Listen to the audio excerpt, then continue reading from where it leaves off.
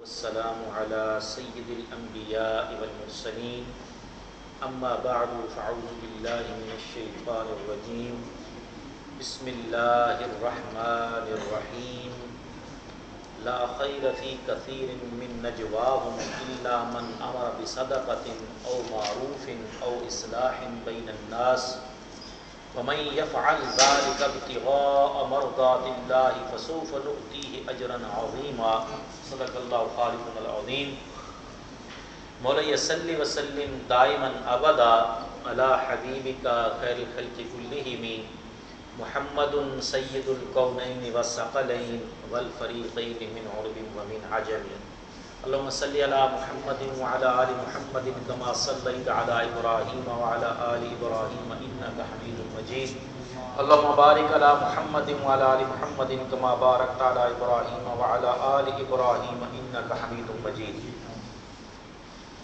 قابل صد احترام برادر محترم مکرم جناب محمد رؤوف جمال صاحب، ان کے جملہ رفقائے کار، منتظمین درس قرآن، دور و نزدیک سے چل کر تشریف لانے والے جملہ برادران اسلام، السلام علیکم ورحمۃ اللہ وبرکاتہ.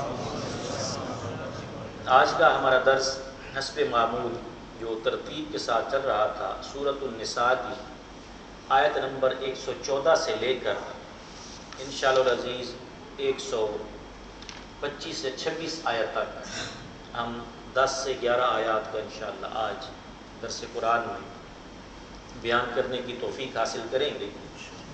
اللہ تبارک و تعالیٰ سے دعا ہے جو کچھ ہم یہاں سنیں اور سنائیں اسے یاد رکھنے، اس پر عمل کرنے اور آگے پہنچانے کی توفیق عطا فرمائے، اور اس طرح کے دین اسلام کی تبلیغ و اشاعت کے کام میں ہم سب کو کھلے دل کے ساتھ دامے درم سخن حصہ لینے کی توفیق عطا فرمائے، اور ہم سب کے لیے اس کام کو دنیا اور آخرت میں فلاح، نجات اور کامیابی کا باعث بنائے، آمین یا رب العالمین. حاضرین گرامی قدر، اللہ تبارک و تعالیٰ کی ذات بابرکات نے آیت نمبر 114 سورہ النساء میں ارشاد فرمایا کہ یہ جو لوگ آپس میں بیٹھ کر سرگوشیاں کرتے ہیں، ایک آدمی دوسرے کے ساتھ جڑ کے بیٹھ جاتا ہے اکیلے میں اور پھر وہاں پر خوب غیبت ہوتی ہے، ٹانگیں کھینچنے کے خوب مشورے ہوتے ہیں، اس کے بارے میں واضح طور پر قرآن نے بتایا کہ لا خیر فی کثیر من نجواہم، نہیں کوئی بھلائی ان لوگوں کی اکثر سرگوشیوں میں. یہ پہلی ہی آج کی جو آیت ہے ہمیں دعوت فکر دے رہی ہے، غور کرنے پر ابھار رہی ہے کہ ہم دو بندے مل کے جب ویلے بیٹھے ہوں، فارغ بیٹھے ہوں تو کیا کرتے ہیں.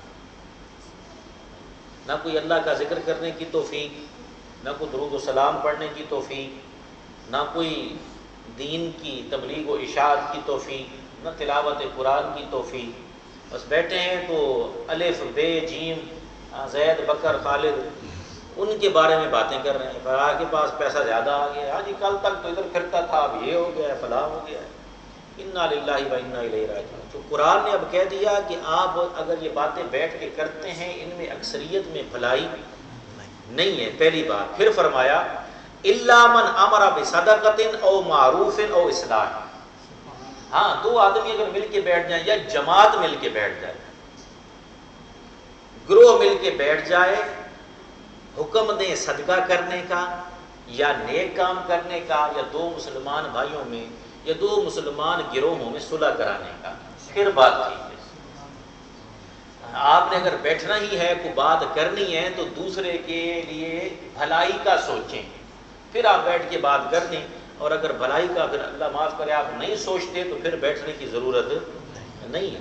اپنے آپ کو بچائیں، اس کے لیے محنت کرنا پڑتی ہے، اپنے اوپر جبر کرنا پڑتا ہے، عادت بنانی پڑتی ہے.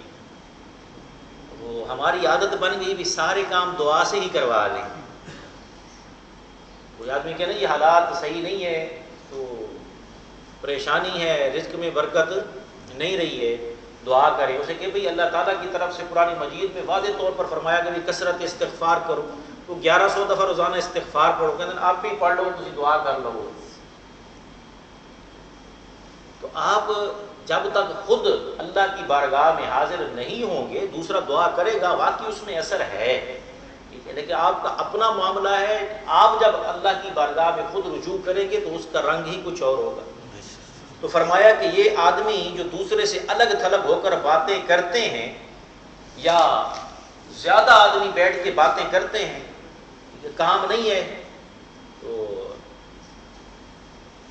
دکان ہے یا گیرج ہے یا کالج ہے یا سکول ہے یا کمپنی ہے، درمیان میں بریک ہوئی ہے، ٹی بریک ہو گئی ہے، ٹھیک ہے، یا ابھی گاہک نہیں آیا اور 4 بندے کام کرنے والے بیٹھ گئے ہیں، سامنے والے دکان والے کو موضوع بنا لیا اور وہ باتیں کیے جا رہے ہیں جس کا کوئی بھلائی کا اور خیر کا کوئی تعلق ہی نہیں۔ تو فرمایا خفیہ جو اجلاس کرتے ہو بیٹھ کر، کسی کے بارے میں جو سوچتے ہو، رازدارانہ باتیں کرتے ہو، یہ سب تم وقت ضائع کرتے ہو۔ صرف وہی تمہاری گفتگو اچھی ہے کہ جب بیٹھو تو یہ سوچو کہ یار فلاں ہمارا بھائی آج کل تکلیف میں، اس کی مدد کیسے کی جائے، آؤ ذرا 2-4 اور کو ساتھ ملا کے اس کی امداد کرتے ہیں۔ اگر بیٹھو تو نیکی کے کام کے لیے، جی فلاں جگہ پہ درس قرآن کا اہتمام کیا گیا ہے، تو ان سے پوچھیں کہ کیا ہماری بھی کوئی خدمت کی ضرورت ہے، ہم اس میں کوئی حصہ ڈال سکتے ہیں۔ چلے پیسہ نہیں دے سکتے تو 4 آدمی تو لے کے جا سکتے ہیں، میرے پاس اگر گاڑی ہے تو میں ادھر پوچھ لوں گا، بھائی میں اس ایریے سے آتا ہوں، میں 4 آدمیوں کو لے کے آ کے کم سے کم اس دین کی تبلیغ و اشاعت میں، قرآن فہمی میں شامل کر سکتا ہوں۔ اس بارے میں ہم نے کبھی بات نہیں کی، قرآن یہ سمجھانا چاہ رہا ہے۔ تو فرمایا کہ نیکی کے کاموں میں، اور پھر یہ 2 مسلمان بھائیوں میں صلح کرانا یہ بھی نیکی ہی ہے، لیکن قرآن نے اس کو الگ سے ذکر کیا ہے۔ وجہ کیا ہے؟ چھوٹی چھوٹی بات پر ہم بدگمانی بنا کے ایک دوسرے کے ساتھ لڑائی جھگڑا کر کے بیٹھ جاتے ہیں، ایک دوسرے کو دیکھنا نہیں چاہتے، ایک ہی کمپنی میں کام کرنے والے، ایک ہی جگہ پہ کام کرنے والے، ایک دوسرے سے منہ بنا کے پھر رہے ہیں، ایک ہی ماحول میں رہنے والے۔ چلو یہ تو غیر ہوتے ہیں، گھروں میں اب یہ معاملے بن گئے، سگا بھائی دوسرے بھائی سے بات نہیں کرتا، کیوں کہ دونوں میاں بیوی جب اکیلے بیٹھتے ہیں موضوع یہی ہوتا ہے بھائی اور بابا جی، اور موضوع یہ میں کوئی نہیں ملا۔ تو یہ پہلی ہی آیت اصلاح دے رہی ہے، فرمایا نیکی کے منصوبے بناؤ، اصلاحی منصوبے بناؤ۔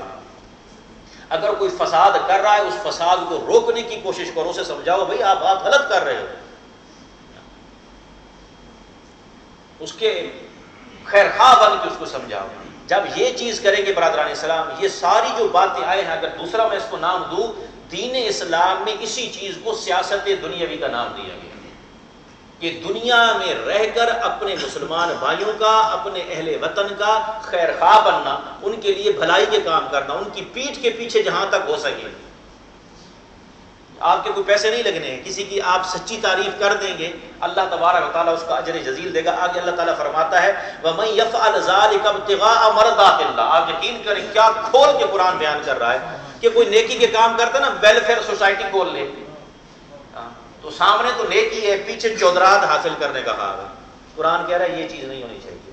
وَمَن يَفْعَلْ ذَلِكَ ابْتِغَاءَ مَرْضَاتِ اللَّهِ، کام کرنا ہے پھر رب کی رضا کے لیے کرنا ہے، صدر بننے کے لیے نہیں کرنا ہے، چیئرمین بننے کے لیے نہیں کرنا ہے، عہدے کے لیے نہیں کرنا ہے، خصوصی طور پر دنیاوی عزت جاؤ منصب نہیں، اللہ کی رضا اور خوشنودی حاصل کریں تب یہ چیز جائز ہے۔ مجھے اس سے کوئی غرض نہیں ہے، مجھے نمود و نمائش سے غرض نہیں ہے، میں بھلائی چاہتا ہوں، اور میں جس کے لیے بھلائی کر رہا ہوں میں چھپ کے کروں تو بھی اس کو معلوم ہے، سب کے سامنے کروں تو بھی اس کو معلوم ہے۔ فرمایا جو ایسا کرے گا فَسَوْفَ نُؤْتِيهِ أَجْرًا عَظِيمًا، اللہ کہتا ہے کہ دنیا والوں سے اجر نہ مانگے، میں اس سے بہت بڑا اجر عطا کروں، میں خود عظیم ہوں تو اجر بھی عظیم عطا کروں۔ آج سے یہ اصلاح کا پہلا نقطہ، اللہ سب سے پہلے مجھ ناچیز کو توفیق دے کہ میں اس کام کو آگے بڑھاؤں، اور پھر آپ سب بھائیوں کو اور جمیع امت مسلمہ کو یہ توفیق دے۔ آج سے پکا ارادہ کرنا ہے، دونوں مل کے بیٹھیں گے، 4 مل کے بیٹھیں گے، 6 مل کے بیٹھیں گے، تنہائی میں چائے پہ بیٹھیں گے یا روم میں کہیں بیٹھیں گے، تو کیا کریں گے؟ بھلائی کا سوچیں گے، بھلائی کرنے کی کوشش کریں گے جتنی آپ کی استطاعت ہے، جس حوالے سے آپ شامل ہو سکتے ہیں۔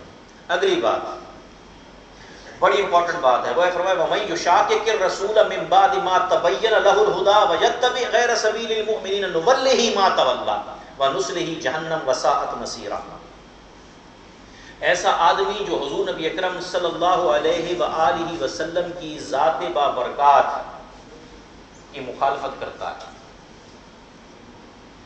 خلاف سنت چلتا ہے، اور اس کو پتہ ہے کہ میں خلاف سنت چل رہا ہوں، یہ تو ہے نا انجانے میں، اس کو پتہ نہیں ہے کہ یہ سنت ہے، یعنی مثال دیتا ہوں صرف سمجھانے کے لیے۔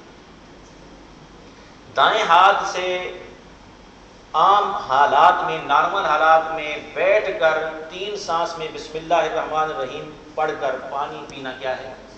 سنت۔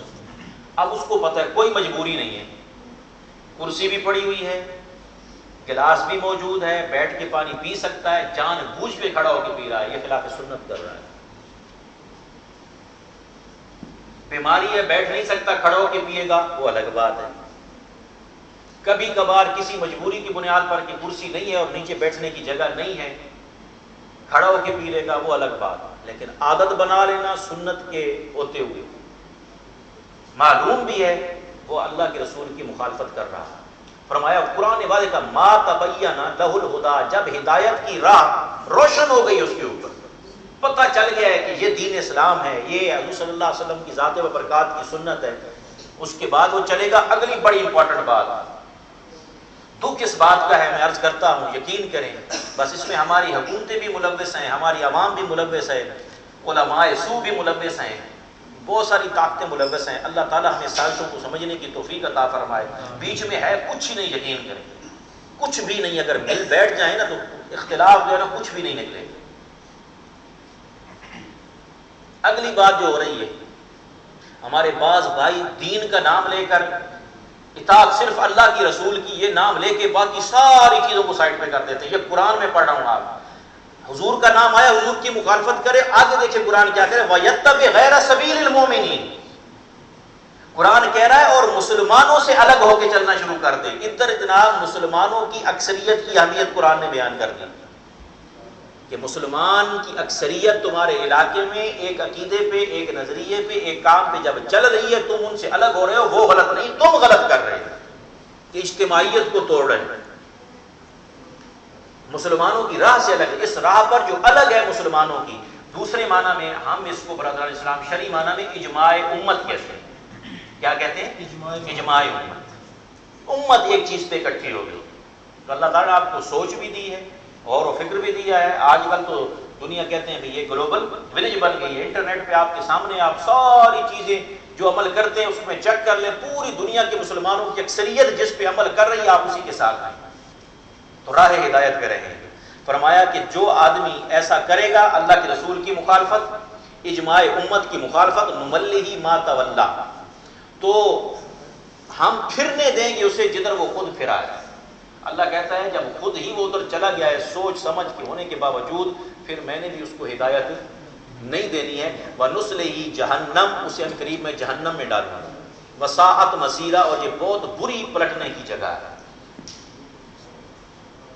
اس لیے آپ صلی اللہ علیہ وسلم کی ذات بابرکات نے حدیث مبارکہ میں واضح طور پر فرمایا، من شذ شذ فی النار، جو امت مسلمہ کی اجتماعیت سے خود کو الگ کر لے گا جہنم کی طرف راستہ بنائے گا۔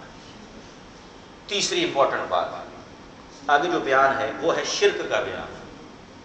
شرک ایسی لعنت ہے، ایسا گناہ عظیم ہے، اللہ تبارک و تعالی اس کو کسی صورت میں بھی معاف نہیں فرمائے۔ تو یہاں ہمیں درد مندی کرنی چاہیے، خیر خواہی کرنی چاہیے ان لوگوں کے ساتھ جو دین اسلام کے دائرے کے اندر داخل نہیں ہیں،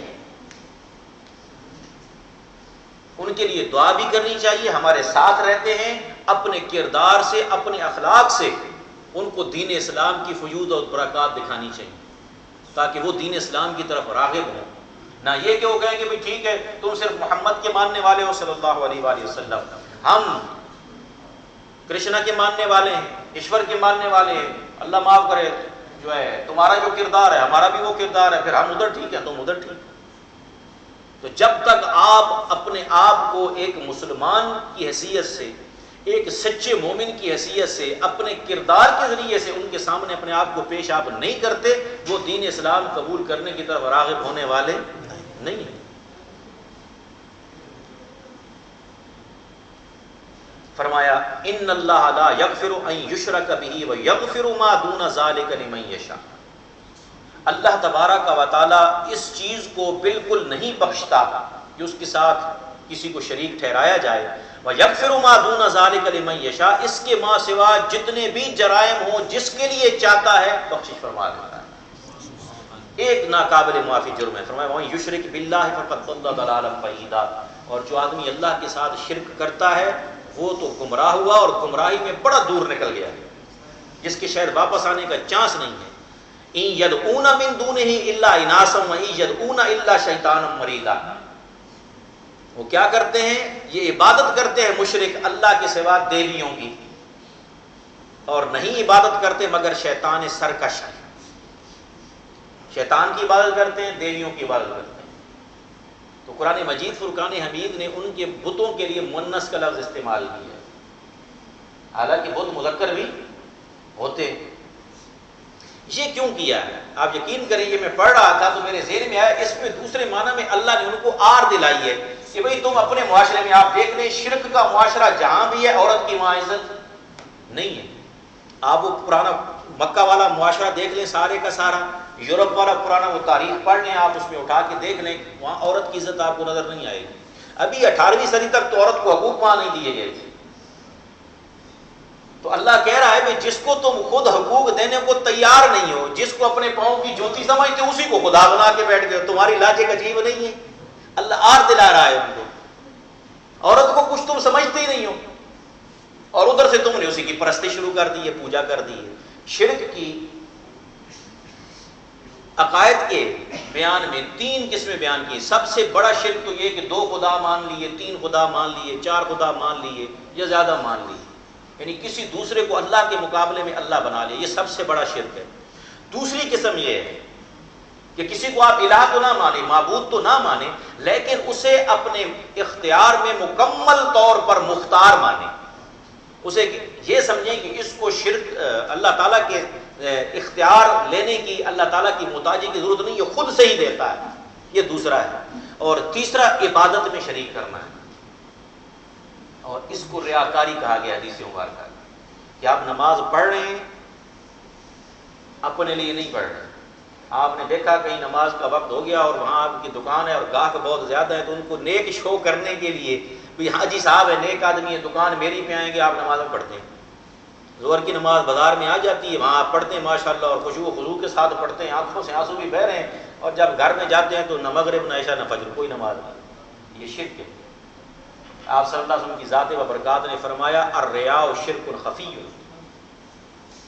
ظاہر آپ نماز پڑھ رہے ہیں، اگلا تو یہ سمجھے گا کس کے لیے پڑھ رہا ہے؟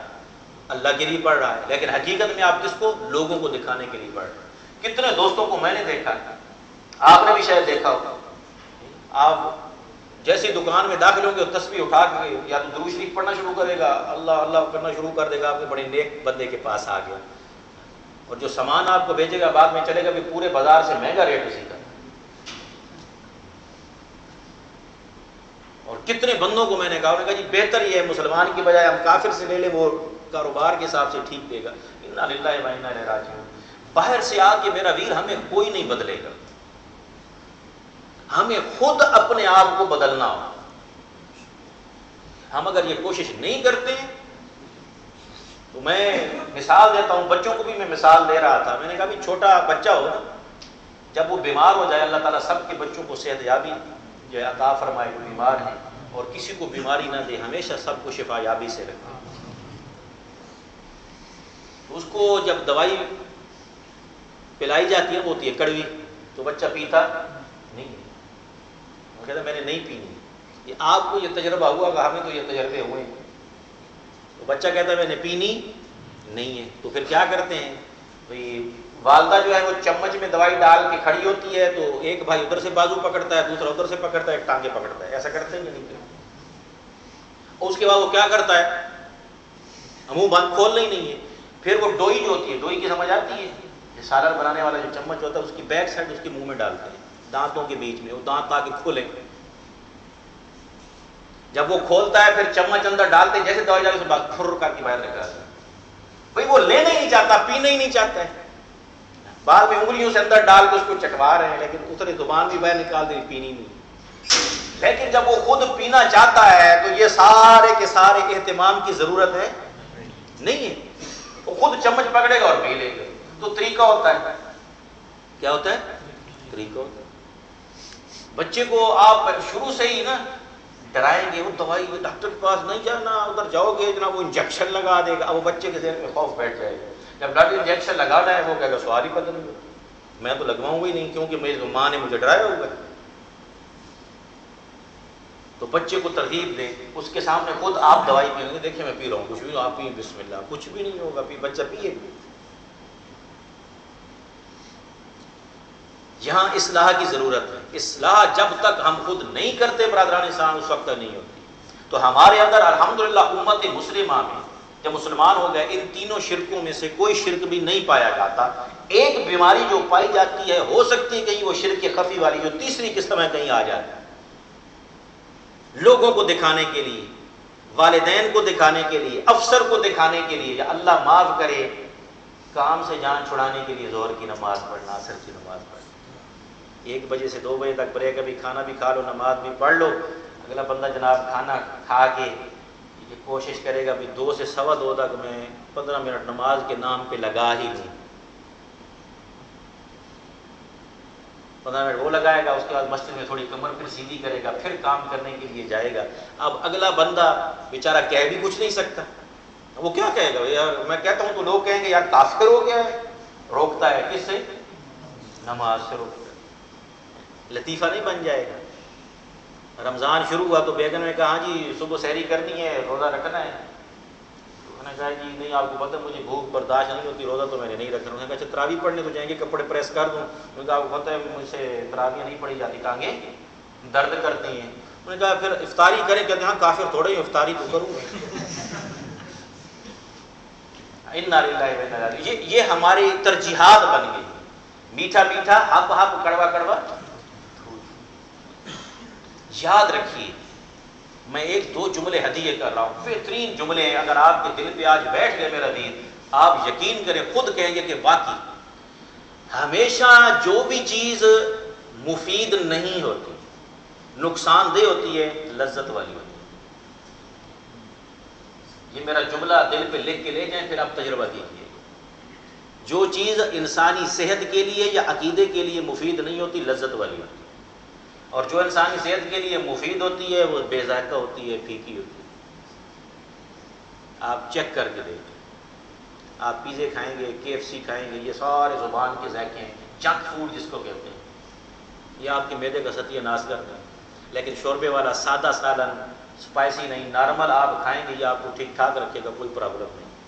جو فروٹ ایسے ہیں کہ بطور دوا استعمال ہوتے ہیں، ان کو کھا کے دیکھیں آپ، دوا کی طرح ہی ذائقہ ہوگا۔ اسی لیے جو گناہ ہوتا ہے نا، گناہ اس میں لذت ہوتی ہے۔ آپ صلی اللہ علیہ وسلم کی ذات و برکات نے کتنا پیارا ارشاد فرمایا کہ لذت کی خاطر گناہ مت کرو، لذت ختم ہو جائے گی، گناہ باقی رہے گا۔ نیکی ٹائم لیتی ہے، صرف ایک نیکی میں مثال دیتا ہوں، ایک نیکی علم کی لے لیں آپ بچپن سے لے کر جوانی تک، جوانی سے قبر میں جانے تک علم حاصل کرو، یہ حدیث مبارکہ۔ علم حاصل کرنا آسان کام ہے، ٹائم لگے گا، آپ کالج میں، اسکول میں، مدرسے میں داخلہ لینا پڑے گا، آپ پڑھیں گے، لیکن جہالت حاصل کرنے کے لیے کوئی ٹائم لگانے کی ضرورت نہیں ہے، کہیں داخلہ لینے کی ضرورت ہی نہیں ہے۔ لیکن علم کی نیکی جب آپ کے پاس آ گئی تو پھر کس مقام پر پہنچائے گی کہ سمندر کی مچھلیاں بھی آپ کے لیے دعا کر رہی ہیں۔ اور جہالت کی برائی اس وقت آپ موجوں میں مزہ مارے، نہ نماز، نہ روزہ، نہ حج، نہ زکات، کچھ بھی نہیں ہے، ٹینشن فری پھر رہے ہیں۔ زمین بھی کہے گی یا اللہ یہ مرے نہ، میرے اندر دفن نہ کرنا اس کو۔ میں بھی پناہ مانگتی ہوں اس بے نمازی انسان سے، اللہ کی مخلوق پناہ مانگے گی، اور اللہ معاف کرے مریں گے نا، لوگ کہیں گے شکر الحمدللہ، خاص کم جہاں پاک، اچھا ہے مرا ہے، مصیبت ڈالی ہوئی تھی۔ اور نیک آدمی مرے گا، لوگ روتے روتے تھکیں گے۔ یہ چیز ہے برادران اسلام۔ فرمایا ان یدعون من دون الا اناسا، عورتیں بنائی ہوئی ہیں تم نے، ویسے جناب عورتوں کا نام لو تو تم کہتے ہو کہ نہیں عورتوں کو سائڈ پہ رکھو، ہر چیز کی قربانی کا بکرا اسی کو بنایا ہوا ہے۔ جب بات آئی ہے فرمایا لعنہ اللہ، اللہ نے ان پر لعنت کی ہے، اب وجہ کیا ہے؟ کہتے ہیں کہ شیطان نے ان لوگوں کو خراب کیا. اس نے کہا لَأَتَّخِذَنَّ مِنْ عِبَادِكَ نَصِيبًا مَفْرُوضًا، یا باری تعالیٰ ٹھیک ہے تو نے مجھے نکال دیا ہے. یہ ہوتی ہے حق دھرمی، ڈھیٹ پن. کیا انگریزی میں ایک نیا لفظ بنا لے، ڈھیٹنیس. آدمی انگریزی ڈال دیں، آدھا ساتھ اردو ڈال دیں. انہوں نے کہا یا باری تعالیٰ تو نے مجھے نکالا ہے، بجائے اس کے کہ معافی مانگتا، یہ غلطی ہو گئی ہے معاف کر دیں. نہیں، انہوں نے کہا ٹھیک ہے میں ٹکر لیتا ہوں. اللہ تبارک و تعالیٰ کا یہ طریقہ کار ہے. آپ دیکھیں کہ اس نے ٹکر لی تو رب نے سزا نہیں دی، ہمارے ٹھیک ہے ٹکر لینی تو پوری طرح لے، ساری کی ساری قیامت تک کی زندگی دیتا ہوں. تو اپنی ٹل لگا لے، میرے بندے اپنی ٹل لگا لیں گے، دیکھنا کامیابی میرے بندوں کی ہوگی، منہ کی کھائے گا. انہوں نے کہا جی ٹھیک ہے لیکن اندر سے کچھ نہ کچھ میں لے ہی لوں گا. اس نے کہا نصیبم مفروضہ، حصہ مقرر کر کے میں نے لے ہی لینا ہے. صاف اظہار کیا. وَلَأُضِلَّنَّهُمْ، ضرور بے ضرور میں انہیں گمراہ کروں گا. وَلَأُمَنِّيَنَّهُمْ، جھوٹی امیدیں دلاؤں گا. وَلَآمُرَنَّهُمْ، ضرور انہیں حکم دوں گا. فَلْيُبَتِّكُنَّ آذَانَ الْأَنْعَامِ، بس وہ جانوروں کے کانوں کو چیر دیں گے. وَلَآمُرَنَّهُمْ فَلَيُغَيِّرُنَّ خَلْقَ اللَّهِ، اللہ تعالیٰ کی بنائی ہوئی مخلوق کو تبدیل کریں گے، اللہ تعالیٰ کی دی ہوئی فطرت میں تبدیلی کریں گے. اللہ نے فطرت بنائی ہے، اس فطرت میں تبدیلی کریں گے. اب اس میں مفسرین کرام نے 3 چیزیں لکھی ہیں، صرف 3 چیزیں مختصراً بیان کرتا ہوں. نمبر 1 کہتے ہیں کہ جانوروں کو کان کاٹیں گے یا ان کو خصی کر دیں گے، اللہ کی تخلیق میں انہوں نے تبدیلی کی. عورتیں جن کو بڑے بال رکھنے کا حکم ہے وہ کاٹ کے چھوٹے کریں گی، مرد جن کو چھوٹے رکھنے کا حکم ہے وہ بڑے رکھیں گے. داڑھی بڑھانے کا حکم ہے داڑھی صاف کریں گے، مونچھیں کٹانے کا حکم ہے مونچھیں بڑی رکھیں گے. یہ تخلیق میں انہوں نے کہا کہ علماء کرام نے کہا یہ چیز ہے. اور دوسرا وہ کہتے ہیں کہ یہاں سے مراد ہے کہ اللہ کا دین جو ہے دین اسلام فطرت والا دین ہے، ٹھیک ہے، اس میں خود سے اپنی ذات کے لیے تبدیلی کریں گے، فتوے بیچیں گے. اور دوسرا معنی اگر آپ کر لیں، ایسے کام پہ میں ان کو لگاؤں گا. فرمایا وَمَن يَتَّخِذِ الشَّيْطَانَ وَلِيًّا مِن دُونِ اللَّهِ فَقَدْ خَسِرَ خُسْرَانًا مُبِينًا. کتنا درد بھرا بیان ہے. فرمایا شیطان کو اگر کوئی دوست بنا دے گا اللہ کو چھوڑ کر تو پھر وہ عام خسارے میں نہیں، کھلے خسارے میں، اوپن خسارے میں ہوگا. یعدہم ویمنیہم، جھوٹے وعدے کرتا ہے، غلط امیدیں دلاتا ہے. وما یعدہم الشیطان الا غرورا، یہ سب دھوکہ ہے، فریب ہے. کہتا ہے جناب یہ 4 بندوں کو کراس کر لو، تم آگے جا کے کامیابی کر لو، اور کسی طرح سے ان کو نکلوا دو، ٹھیک ہے، اس طرح اس کا کام خراب کر دو، اس کی عزت بنی بنائی کو خراب کر دو، تم آگے نکل جاؤ گے. جھوٹے امیدیں دلاتا ہے. فرمایا اولئک مأواہم جہنم، شیطان کے چنگل سے جو رہائی حاصل کرنے کی کوشش نہیں کرتے، نفس کی خواہشات کے پیچھے چلتے، اللہ ان کا انجام بتا رہا ہے. فرمایا ایسے لوگوں کا ٹھکانہ کیا ہے؟ جہنم، وہ جہنم میں جائیں گے. ولا یجدون عنہا محیصا، اور پھر جہنم سے بچ نکلنے کی کوئی جگہ بھی نہیں پائیں، کوئی جگہ نہیں پائیں. یہ بات بیان کر کے اب آگے اللہ تعالیٰ نے ایمان والوں کا بیان کروایا. فرمایا والذین آمنوا وعملوا الصالحات سندخلهم جنات تجری من تحتها الانہار خالدین فیہا ابدا وعد اللہ حقا. سبحان اللہ. یعنی اللہ تعالیٰ نے فرمایا اور ایمان جو آدمی نے، پہلی چیز ایمان ہے، عقیدہ. آپ ایمان لے آئے، کلمہ حق لا الہ الا اللہ محمد رسول اللہ پڑھ لیا، اس کے بعد کیا ہے؟ عمل ہے. ایڈمیشن لیا آپ نے سکول میں، اس کے بعد کلاسیں لینی ہیں، آپ نے پڑھنا ہے. ایڈمیشن لے کے اس کے بعد آپ سکول جاتے نہیں ہیں، آپ کو کیا کر دیا جائے گا؟ خارج کر دیا جائے گا، نکال دیں گے، بھئی یہ تو آتے ہی نہیں. پھر آپ دوبارہ کہیں گے یہ فلاں مسئلہ ہو گیا تھا جی مجھے پھر داخلہ دیں، پھر فائن بھریں، داخلہ دیں، پھر چھوڑیں. ایسے ہی آپ کے ساتھ ہوتا رہے گا. ایمان میں آ گئے تو فرمایا آگے نصاب عمل ہے، وہ کیا ہے؟ اعمال صالحہ ہے. وعاملوا الصالحات، ایمان، عمل صالح، یہ 2 چیزیں کرے گا. فرمایا ہم اس کو جنت میں داخل کریں گے جس کے نیچے نہریں بہتی، خالدین فیہا ابدا، اس میں ہمیشہ رہے گا. اور یہ شیطان کے وعدے کے وعدہ نہیں ہے، معاذ اللہ. وعد اللہ حقا، اللہ کا وعدہ سچا ہے، اللہ کا وعدہ سچا ہے، اور ہم اس سچے وعدے سے دور ہیں، ہم سچے وعدے سے دور ہیں. فرمایا ومن اصدق من اللہ قیلا، اللہ سے بڑھ کر کوئی سچ بول سکتا ہے تمہارے ساتھ؟ اللہ جو سچ بولتا ہے. آؤ ادھر آؤ. فرمایا لیس بامانیکم ولا امانی اہل الکتاب.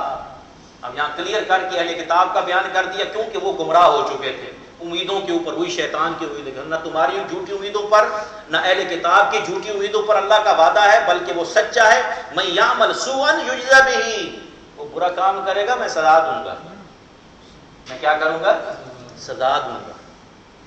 ولا یجد لہ من دون اللہ ولیا ولا نصیرا، اور نہ پائے گا اپنے لیے اللہ کے بغیر کوئی دوست اور نہ مددگار۔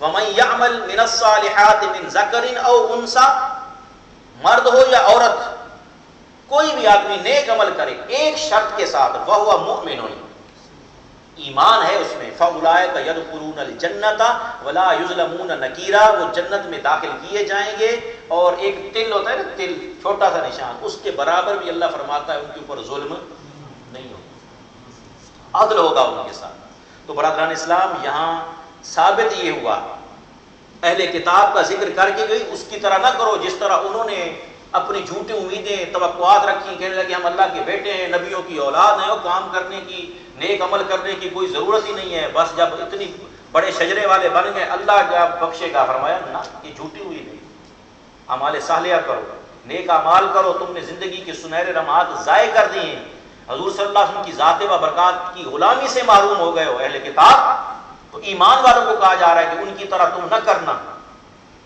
بلکہ حضور صلی اللہ علیہ وسلم پر ایمان لائے ہو تو آپ صلی اللہ علیہ وسلم کی ذات و برکات کی دی ہوئی سنت پہ عمل کرو۔ اور یہاں پر واضح طور پر بتا دیں کہ اعمال صالحہ کی قبولیت، اس کے لیے ایمان شرط اول ہے۔ اور ایمان کس کا نام ہے؟ ایک جملے میں اگر آپ کو بتاؤں جس پہ ہم سٹریس کرتے ہیں، وہ محبت رسول کا نام ہے۔ لا یؤمن احدکم حتی اکون احب الیہ من والدی وولدی والناس اجمعین، جب تک آپ رسول اللہ صلی اللہ علیہ وسلم کو اپنی مال، جان، آل، اولاد، ہر چیز سے عزیز نہیں رکھتے، آپ کا ایمان مکمل نہیں ہوتا، ایمان مکمل نہیں ہوتا۔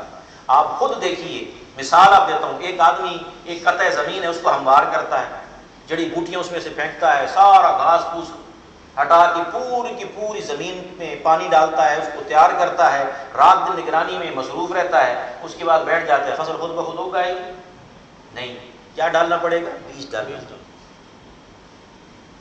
اس کا سارا عمل ضائع گیا، وہ ہل چلانا، وہ گوڈی کرنا، وہ پانی دینا، وہ نگرانی کرنا ضائع چلا گیا، کیوں؟ بیج ہی نہیں ہے اندر۔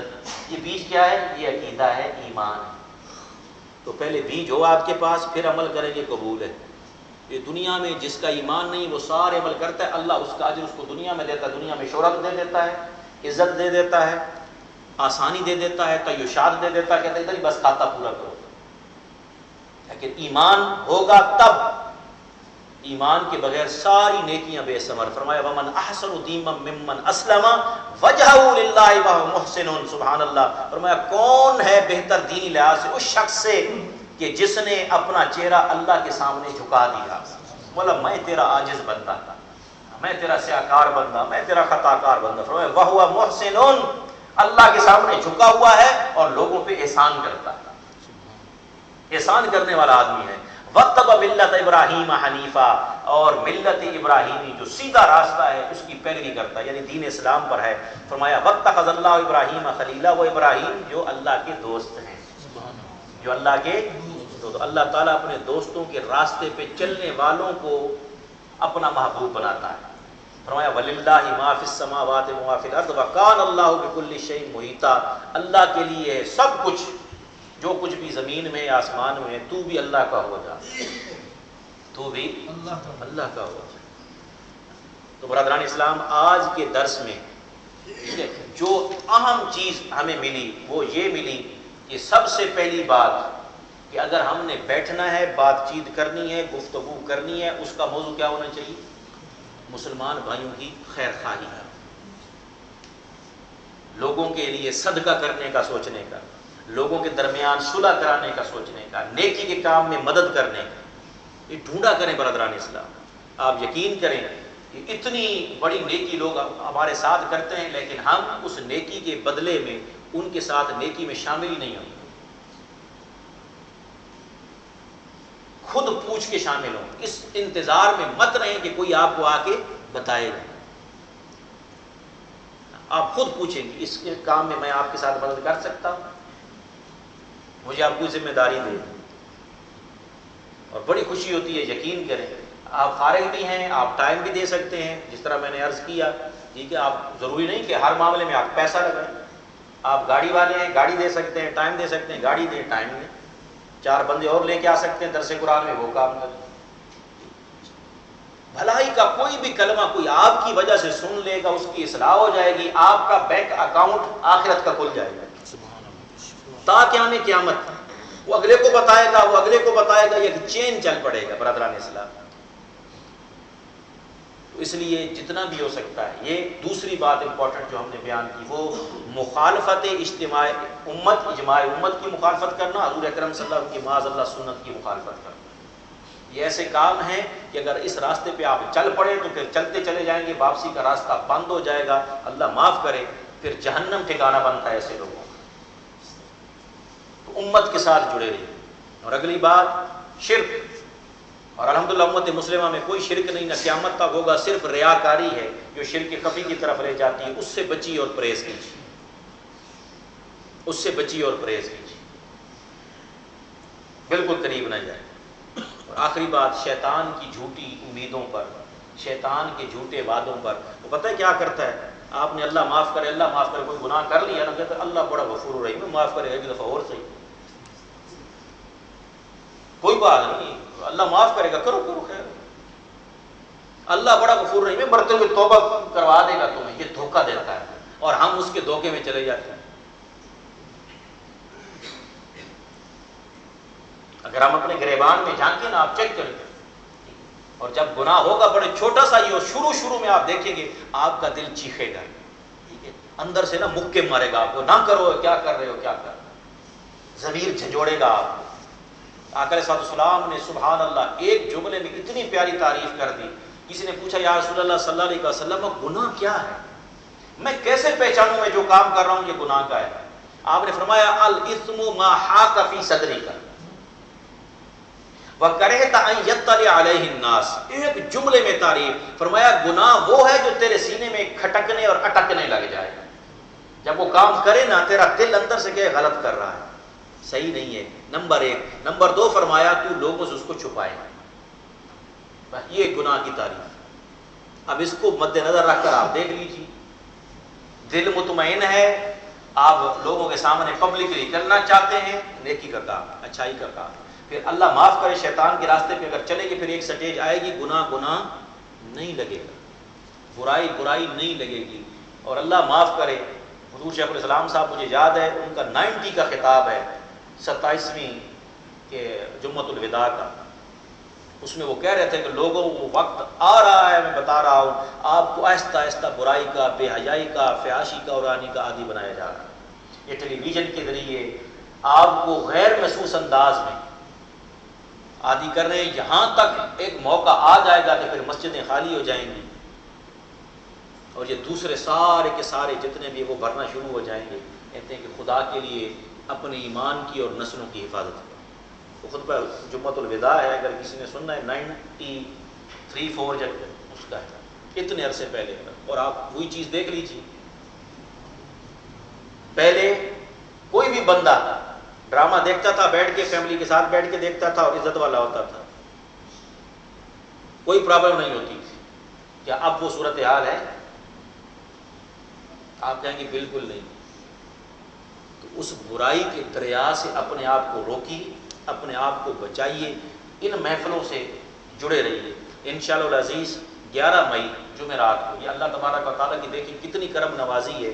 میں اکیلا بیٹھ کے سوچ رہا تھا، لیٹا ہوا تھا، تو میں نے کہا اللہ تعالیٰ نے کتنی کرم نوازی کی ہے کہ ہم نے کچھ 4-5 مہینے پہلے ہر مہینے کی دوسری جمعرات چنکری مسجد میں اہتمام کیا کہ ہم اللہ تعالیٰ سے رجوع کریں گے، ہر مہینے بیٹھ کے توبہ کریں گے، اس کا ذکر کریں گے، اصلاح نفس کی کوشش کریں گے. 11 مئی کو شب برات بھی ہے اور ہم نے جو جمعرات رکھی ہوتی ہے وہ بھی ہے. یہ اللہ تعالیٰ کی ذات و برکات کی طرف سے یقین کریں. میں نے کہا ہے کہ یہ ہماری جو کاوش ہے اس کے ساتھ اللہ تبارک و تعالیٰ کا یہ شب برات کا جو رات کا پروگرام ہے یہ ملا دینا اس بات کی دلیل ہے جس کوشش میں تم پڑے تھے وہ ہم نے قبول کی.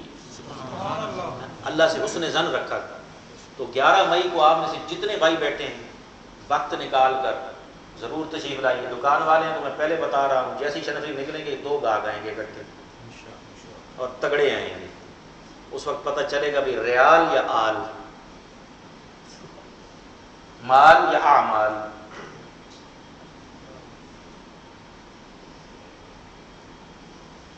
ایک دوست کو میں نے کہا آپ آئے نہیں، کہتے ہیں یقین کریں جیسے ہی نکلنے لگا ہوں نا گاہک آ گیا. میں نے کہا بالکل آنا تھا، یہ تو میں پہلے بتاتا ہوں آپ لوگوں کو.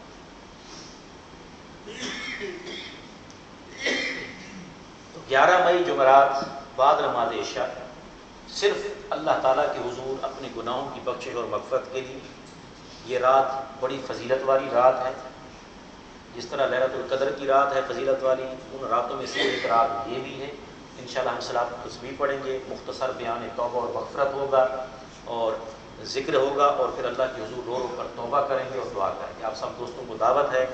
دوسری بات، یہاں پر الحمدللہ برادر محمد رؤوف جمال نے ایک نیا